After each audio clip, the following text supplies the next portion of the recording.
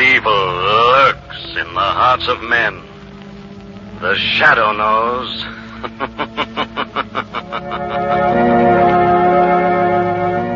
Once again, your neighborhood blue coal dealer brings you the thrilling adventures of The Shadow, the hard and relentless fight of one man against the forces of evil. These dramatizations are designed to demonstrate forcibly to old and young alike that crime does not pay. Friends, the war increased the demand for anthracite coal to an all-time peak overnight. Huge new emergency demand sprang up suddenly on all sides. For example, when coke was diverted from heating homes to making steel vital for all our weapons, from battleships to blockbusters, homes cut off from coke had to have anthracite. A city twice the size of Buffalo might have frozen if anthracite hadn't been quickly supplied. Yes, 300,000 homes needed anthracite and got it. And this tremendous emergency heating job is just one of 5 big, extra wartime heating jobs anthracite has taken over since Pearl Harbor. These increased demands explain the restriction limiting you to 87.5% of last year's coal, friends. And of this you can be sure. By getting along with less anthracite, you're helping bring victory sooner.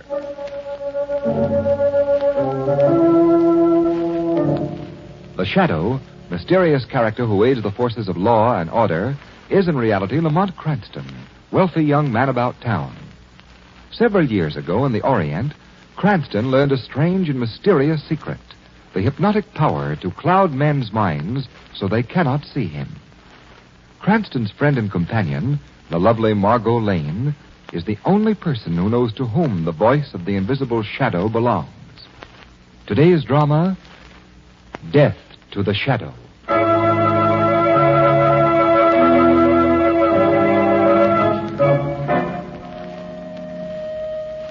Well, Professor Petro, your new television apparatus doesn't seem to be living up to your boasts. In fact, it doesn't seem to be working at all. But one moment, Mr. Crane. A little difficulty. There. It is fixed. Now, what shall my television machine show to you? You really mean that with this radio device you can tune in on some place in the city and show it to me on that little screen? Any place. Inside buildings, inside locked rooms, down in the subway, wherever there is even a tiny bit of light, my new television rays will go. Name the place, Mr. Crane. All right. You know the Gordon Trust Company building? But, yes, a few blocks from here. Dan Gordon is an old pal of mine. Let's peek into his office. Very well. I turn the dial. So. Now this dial. So. And on the screen. By George, it is the Gordon building. The office. Which is it? The 5th floor, those big windows. So. Adjust this dial. Why, it's as if we were sailing right up to the window. And now we see inside the office. I'll say we do. There's Dan Gordon at his desk, talking to his confidential secretary. Now you shall hear them speak. Listen. Got all the bonds there, Wilson? Yes, Mr. Gordon. And let's get them in the safe fast. They're worth $500,000 and good as cash. $500,000? Shall I put them in the safe? I wish you would. Sphinx is the combination word. S-P-H-I-N-X. Yes, sir. S-P-H-I-N-X. You and I are the only ones in the world who know it, so don't talk in your sleep. No, not me. Yeah. They're safe now. Good. Well, that's all for now. I'll ring if I need you. Yes, Mr. Gordon. I'll be outside. Okay, Professor. That's enough. Well, Mr. Crane, now will your rich friends be interested in my machine? Dan Gordon would be. But I'd like to see the machine work some more, Professor Petro. As you wish. Now, this time, show me how you tune in on a place that you've never seen before. I'll just pick one from the phone book. All places are the same to my machine.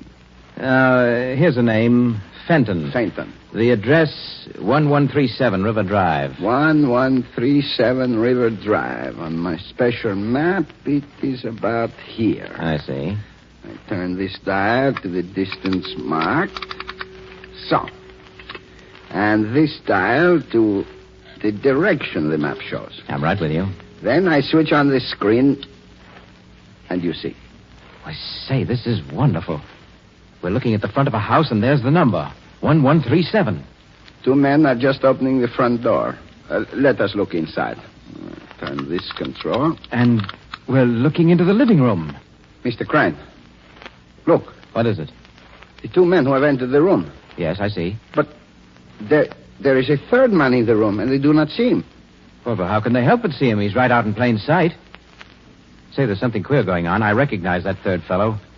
Let's listen in. Very well. We will hear.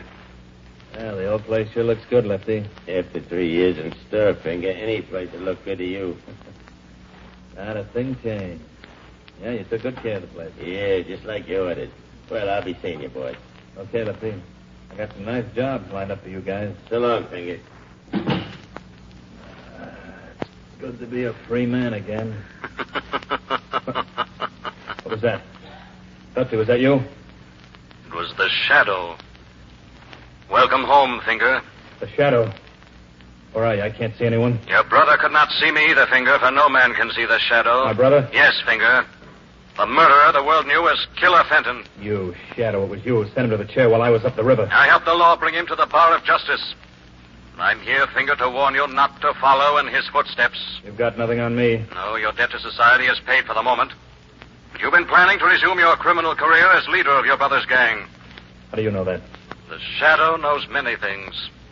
So follow the path of law, Finger, or suffer the consequences. You can't scare me, Shadow. I'm going to get you, do you hear? I'm going to get you and revenge my brother. Shadow, where are you? He's gone. All right, Professor. Shut the machine off. But I do not understand. This shadow, the other could not see him, yet on the screen he was... That's it. Fenton must have been hypnotized. That's why he couldn't see the shadow. But you can't hypnotize a machine. What do you say, Mr. Crane? Forget it, Professor. Let's talk about this invention of yours. Ah, then you are satisfied. Your rich friends, Mr. Gordon, Mr. Jennings, Mr. Dexter, they will back me, no? I'm afraid you're making a mistake. Gordon, Jennings, and Dexter are no friends of mine. Not your friends, but... In fact, I hate them. They ruined me once, and I'll never rest until I get revenge. But, Mr. Crane, you make the joke, no? Yes, Professor, I make the joke. Very funny joke, but only I will laugh. I don't understand. Why, you poor fool, you don't see the possibilities of your machine. Why, already your little gadget has not only shown me how to put my hands on a cool $500,000, but it's actually told me the true identity of the shadow. A secret of fabulous value to the underworld. You mean you would use my instrument for criminal purposes? How discerning of you, Professor. No, I won't allow it. You can't do it. You can't do it. Can't I, Professor? A gun? Yes, Professor. No! A gun.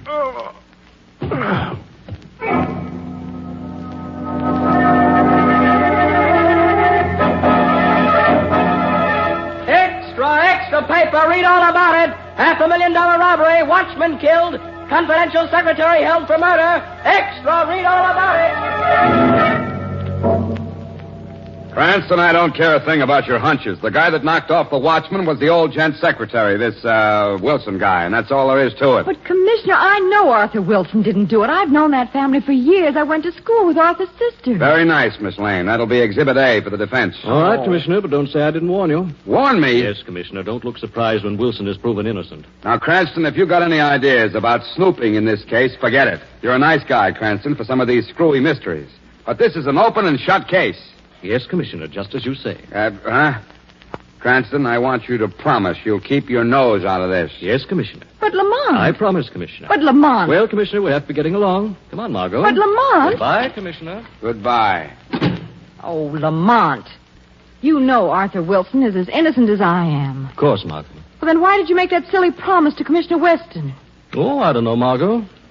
But you didn't hear the shadow promise anything, did you?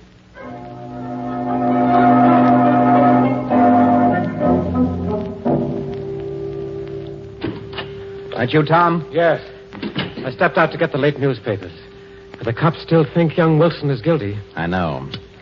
I was just watching a very interesting scene at headquarters. At headquarters? Yes. What would you say if I told you that just 5 minutes ago the shadow decided to try to prove Wilson innocent? The shadow? Oh, no, you don't mean it. Don't be alarmed. I have all my plans worked out. The shadow won't bother us. Yeah, I know, but... Plans, Tom, that go far beyond my vengeance on Gordon, Jennings, and Dexter. I'll have that and millions besides. And I'll make you rich, too. But we're going to need help. A gang to do the actual work. I don't follow you. Well, you will. Any moment now, we should be having a caller who... Oh, there he is now. Come in. Ah, Mr. Fenton. Come in. All right, I'm in. Which one of you is Crane? I am, Mr. Fenton. This is Mr. Cogan, my associate.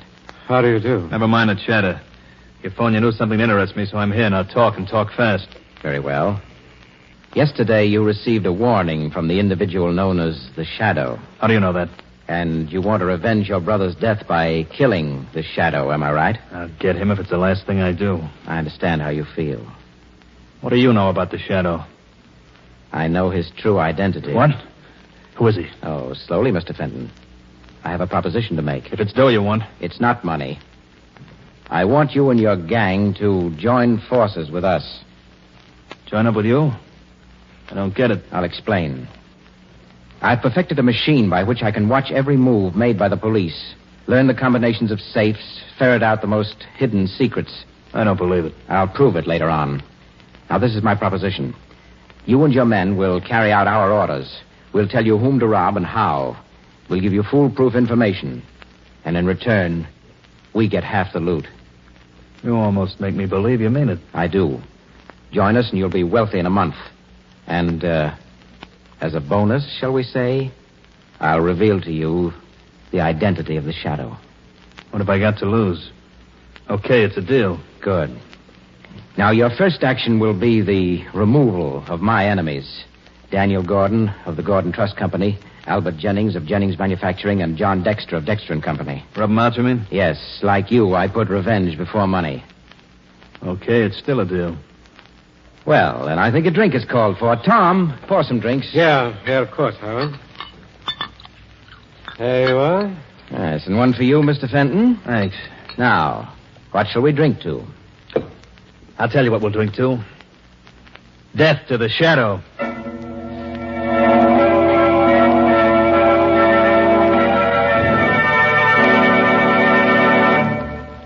Whatever inconvenience the wartime coal situation has caused, give it credit, folks. It has also created an opportunity. Yes, the need for conserving coal presented homeowners with the opportunity of enjoying automatic heat regulation. Recognizing how effective heat regulators are, the government provided for their manufacture and sale without priority last fall. And many thousands of you folks, alert to the fuel economy, added comfort, and convenience of a regulator, have already installed one this season. You've dropped hit or miss hand control of furnace dampers for up-to-date automatic control. Yes, your regulator thermostat upstairs has been keeping the temperature in your home right where it belongs, at the proper healthful level day and night, and without your running up and downstairs constantly. But best of all, you folks who've installed a regulator have saved coal. You've stopped the inevitable waste of hand control, introduced real fuel economy for this season and next season when fuel conservation will be equally important. So, be wise, friends. If you aren't enjoying all these advantages, now is the time to begin. Call your dealer. Order your automatic heat regulator tomorrow. And now, back to the Shadow.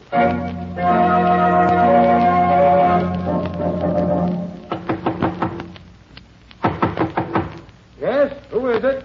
Detective O'Grady to see Mr. Gordon. All right, just a moment. Is something about the robbery? Yeah. The commissioner wants to know if you can identify this knife. Knife? Why, no, I never saw it before. Well, take a closer look.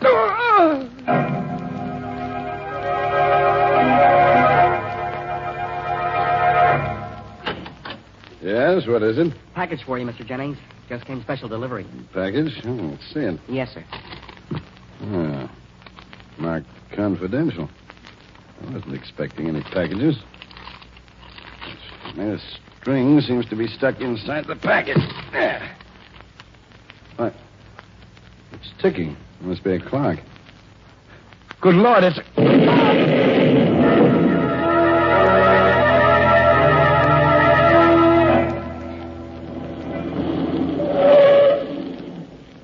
Well, here you are, Mr. Dexter. Thanks, John. I'm glad to be home. Been a bad day. reading about the deaths of poor Gordon and Jenny. Mr. Dexter, look out. Hey, what's that the car matter? across the street. A man with a machine gun. He's gonna...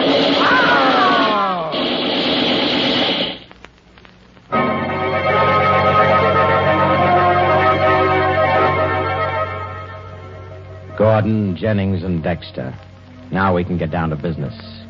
In a month, we'll own this town. Extra, read all about it. Crime wave sweep city. Prominent men killed. Millions of dollars stolen. Police helpless.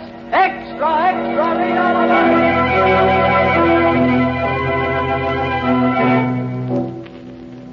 it. Lamont, do you mean the police haven't any clues?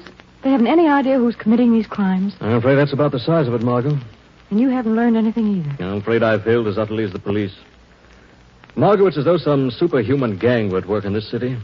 They not only fail to leave clues, they also seem to have advance information on every move the police are going to make. Oh, no wonder they've been so successful. Yes, that's not all.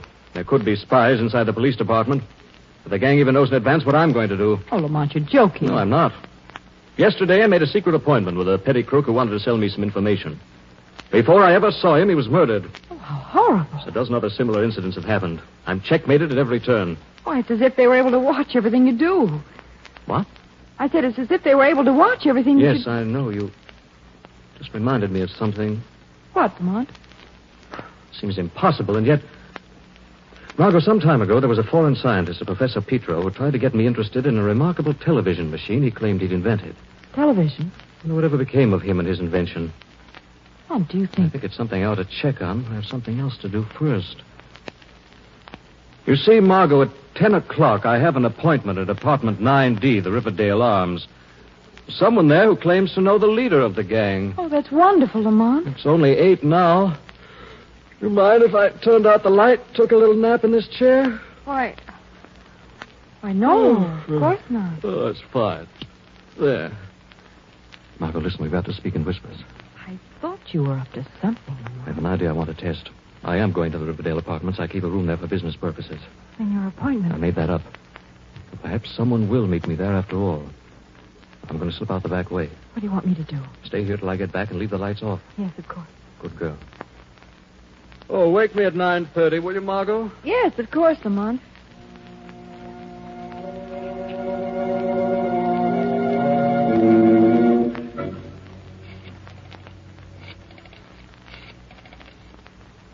Yes? This is Crane.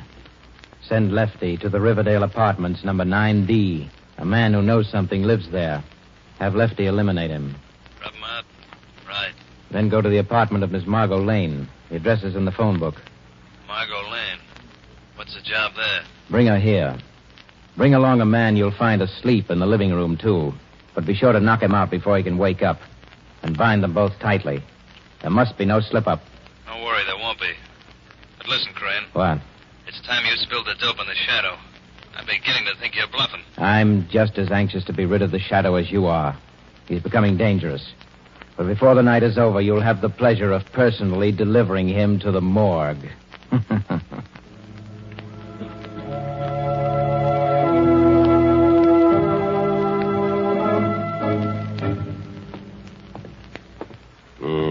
This is a right joint. There ain't nobody here. The boss says to rub somebody out. There's nobody to rub. The room's empty. Whom were you expecting to find, Lefty? Who's that? Stick 'em up, you. Hey, there's nobody here. Nobody but the shadow. The shadow. My gun is gone. I have it now, Lefty. Now, who sent you here? Answer. Nobody sent me here. I want the truth, quickly. I'm not saying nothing. I have your gun in my hand, Lefty. Now talk fast. You can't bluff me, Shadow. I know you won't shoot. Won't I, Lefty? Hey, that slug almost hit me. Yes, this time I'll do better. Oh, wait, Shadow, wait. I'll talk. Finger Fenton sent me. You lie. He's not clever enough to plan these crimes. No, he didn't. Then who did? I don't know. Only Finger knows who the brain guy is. Somebody big, with connections. He knows everything. Some kind of machine tells him. As I thought. All right, get into that closet. The closet? We'll keep you safe from the police. Quickly now. The shadow has other work to do.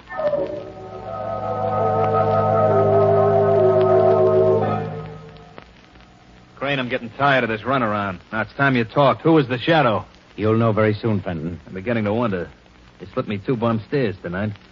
I think you're trying to put over a third one. Lefty's capture couldn't be helped. Couldn't, huh? And what about the snatch? You said we'd find a guy and a girl in the apartment. There was just a girl in there. 2 mistakes in one evening ain't so good. Maybe that peekaboo machine of yours is slipping. There'll be no more mistakes. Within an hour, the shadow will be dead.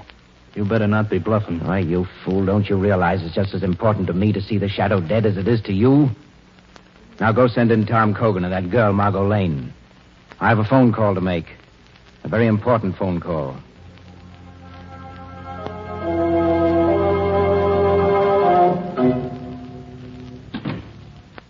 Margot? Margot, where are you? Margot? She's not here. The apartment's empty, the rug crumpled. The lamp knocked over. There's been signs of a struggle. Telephone. Hello? I see you've discovered Miss Lane is missing. Who's this calling? That hardly matters, does it? I just want to tell you that if you hope to see Margot Lane alive, you'll obey very carefully the orders I'm about to give you. Trying to make me believe you kidnapped her? You doubt it? No, I believe you. All right, what do you want me to do?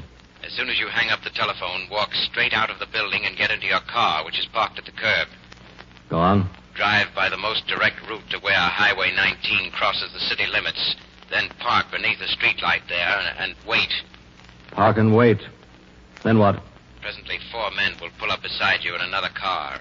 Get into that car and let yourself be bound. They'll drive you to where I'm waiting. Is that clear? Perfect, man. If you stop for a moment on the way, speak to anyone, or try to phone the police, Margot Lane will die. Rather horribly. I understand. It's a bright moonlight night. I can watch every move you make. One single false move, and the girl dies. I know your powers. All right, I'm starting now.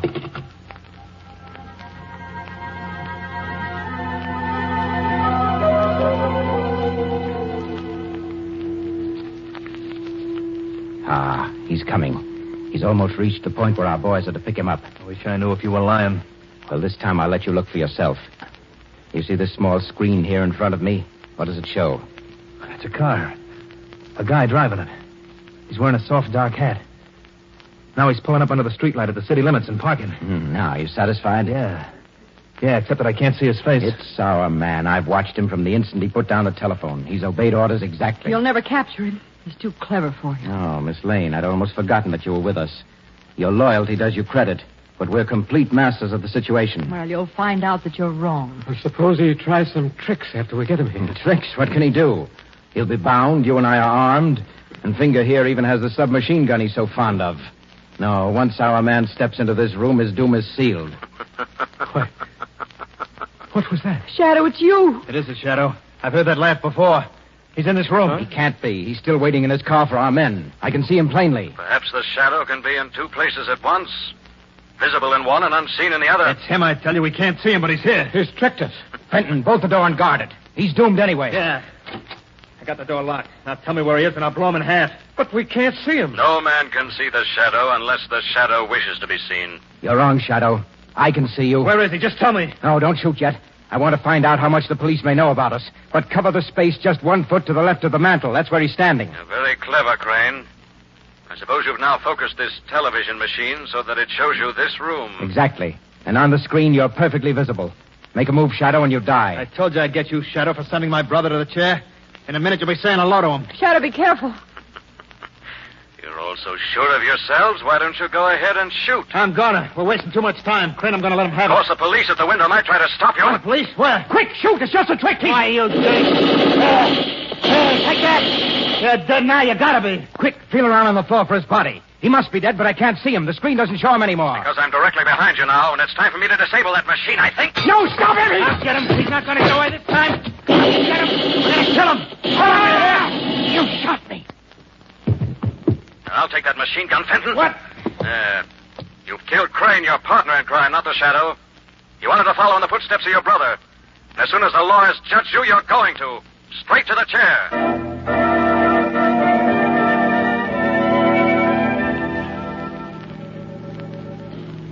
Lamont, if you don't tell me how the Shadow solved the case and escaped the trap those men set for him, I'll never speak to you again.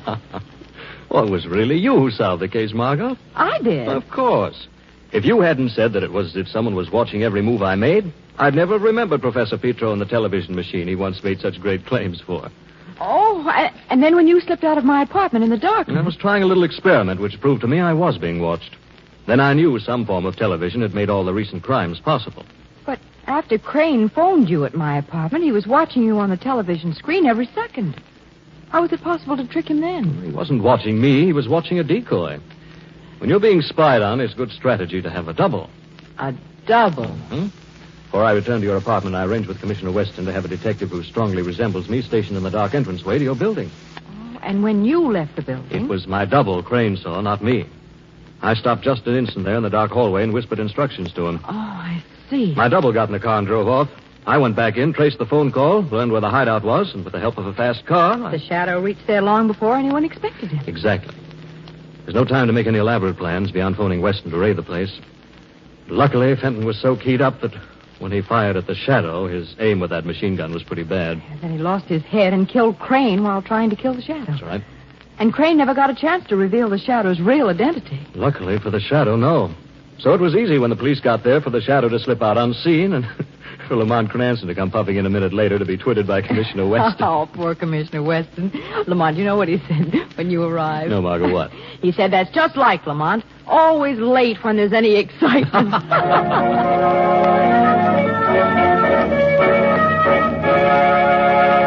And now let me introduce Blue Coal's distinguished heating expert, John Barclay. Thank you, Ken Roberts, and good evening, friends. Don't let a few days of mild weather fool you. You'll need a fire for a while, 6 to 8 weeks more, most likely. So, folks, in order to continue efficient firing right down to the last, give your furnace a cleaning now. And here's what I mean. Get the fly ash off the heating surfaces where it's been accumulating all season. That's the main thing. You know, fly ash gradually coats the heating surfaces and hampers them in carrying heat upstairs because it insulates them. Yes, even better than asbestos would. So get rid of all fly ash. It's the simplest thing in the world to do. Don't disturb the fire. Just open the clean-out door. Then with a wire brush or scraper, give the heating surfaces a light going over. Make sure you brush or scrape off all the fly ash or soot that's accumulated, and that's all you have to do. Cleaning your furnace is a small job, but it pays off big. Because with a clean furnace, you'll get more heat from less coal for the rest of the season. I thank you.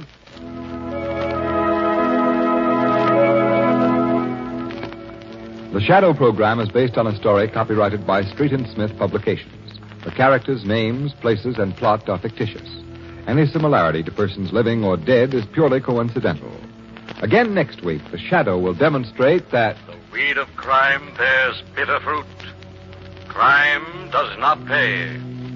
The shadow knows.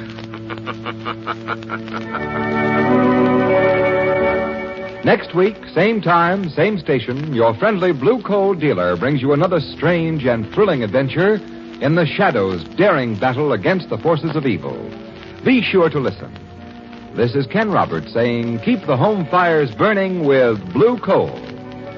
This story produced by the DL&W Coal Company, distributors of Blue Coal. This is Mutual.